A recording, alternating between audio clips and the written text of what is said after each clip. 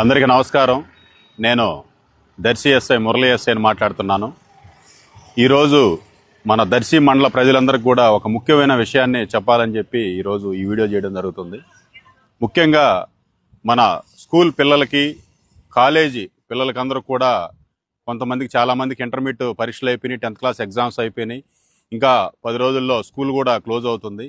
ఈ సమ్మర్ సీజన్లో కొంతమంది పిల్లలు ఇంట్లో చెప్పకుండా, తల్లిదండ్రులు చెప్పకుండా ఈత కొట్టాలనే ఒక ఆశతోటి, ఒక కోరికతోటి ఈ కాలువల దగ్గరికి, అలాగే చెరువుల దగ్గరికి, నీటి కుంటల దగ్గరికి వెళ్ళి ఈత రాకపోవడం వల్ల వాళ్ళు ఆ కోరికతో దిగి చాలామంది ప్రాణాలు పోగొట్టుకుంటున్నారు.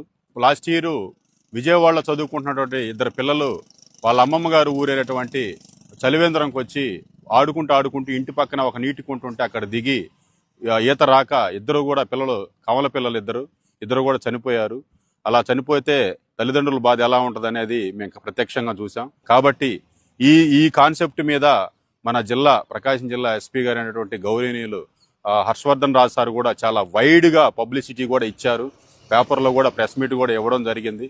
కాబట్టి మా యొక్క ఇంటెన్షన్ అర్థం చేసుకొని తల్లిదండ్రులు కూడా, పిల్లలు కూడా అందరూ అర్థం చేసుకొని సమ్మర్ సీజన్లో మీ యొక్క ప్రాణాలని ఈతకెళ్ళి పోగొట్టుకోకుండా చూసుకుంటారని చెప్పి మరొకసారి తెలియజేస్తూ ప్రతి ఒక్కరూ తగు జాగ్రత్తలు తీసుకోండి.